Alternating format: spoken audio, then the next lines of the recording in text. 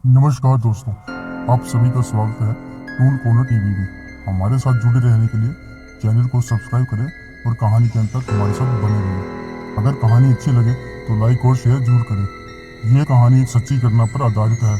तो चलिए हम शुरू करते हैं एक और रहस्यमयी कहानी के साथ। शापित गांव की रात। एक दिन चार दोस्त रघु, शिवा, नेहा और प्रिया ने एक अज्ञात गांव के बारे में सुना जो उनके शहर से कुछ दूर था। गांव का नाम था काला पताल और ये अपनी डरावनी कहानियों के लिए कुख्यात माना जाता था। रात में वहां अजीबोगरीब आवाजें और चीखें सुनाई देती थी। उस गांव में कोई भी आज तक गया वो वापस लौटकर नहीं आया। उन चारों दोस्तों ने एडवेंचर के लिए वहां तभी अगले दिन की रात उस एडवेंचर के लिए निकल पड़े। रात को अंधेरा गहराने के बाद वे गांव की ओर निकल पड़े। गांव के रास्ते में घना जंगल था और चारों को लगा कि कोई उनका पीछा कर रहा है। हड्डियों तक ठंडक पहुंचाने वाली हवा में अजीब सी सरसराहट थी। वे रुककर देखने लगे, लेकिन वहां कोई नहीं था। वे फिर से चल पड़े, लेकिन असहज महसूस कर रहे थे। जंगल पार करते हुए गांव में प्रवेश द्वार पर पहुंचे।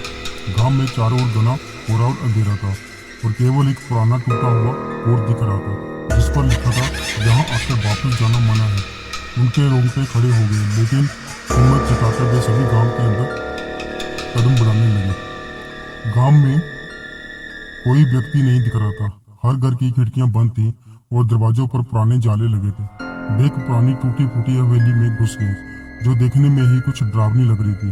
अंदर अजीब सी गंध और सन्नाटा था। तभी नेहा को सीढ़ियों पर किसी की परछाई दिखाई दी जो धीरे धीरे गायब हो रही थी।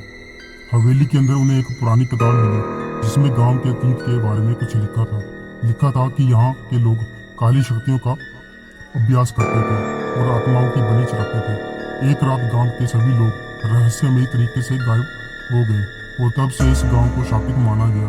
ये जानकर उनके दिल की धड़कन और तेज हो गई। जब वे किताब पढ़ रहे थे तभी दरवाजे पर जोर से दस्तक होने लगी। सभी डर गए और दरवाजे की तरफ देखने लगे।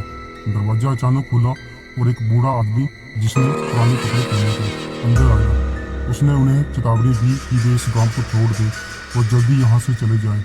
उसकी आंखों से डर और दहशत थी। रघु ने सोचा कि बूढ़ा आदमी सिर्फ उन्हें डराना चाहता है, लेकिन तभी हवेली के बाहर से जोर जोर की चीखें सुनाई देने लगी। चीखें गांव के हर कोने से आ रही थी। चारों दोस्त का खून ठंडा हो गया। वे भागने के लिए दरवाजे की ओर बढ़े, लेकिन दरवाजा बंद हो चुका था और अब खुल नहीं रहा था। वे डर के मारे हवेली की छत की ओर भागने लगे। छत पर पहुंचकर उन्होंने देखा कि गांव के चारों ओर अजीबोगरीब परछाइयां थीं जो धीरे धीरे उनकी ओर बढ़ रही थी। अब उन्हें अपनी जान का खतरा महसूस होने लगा, लेकिन उनके पास भागने का कोई रास्ता नहीं था। रात गहराने के साथ साथ अजीब घटनाएं होने लगी।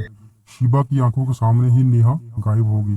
प्रिया का हाथ किसी अदृश्य शक्ति ने पकड़ लिया। रघु ने जोर से चलाते हुए प्रिया को बचाने की कोशिश की, लेकिन कुछ नहीं हुआ। सभी परछाइयां धीरे धीरे उनके करीब आ रही थी। फिर आखिरकार एक जोरदार चीख के साथ सभी अंधेरे में गायब हो गए। सुबह गांव में सन्नाटा था। कोई नहीं जानता कि रघु, शिवा, नेहा और प्रिया के साथ क्या हुआ। लोगों का कहना है कि चारों गांव में ही कहीं गुम हो गए हैं, लेकिन सिर्फ उस बूढ़े आदमी को पता था कि वो सब कहाँ गायब हुए हैं। तब से काला पताल के गांव में कोई दोबारा जाने की हिम्मत नहीं करता और इसी तरह कहानी का अंत होता है। लेकिन अभी भी इस कहानी का रहस्य बरकरार है कि उस रोज गांव में क्या हुआ था।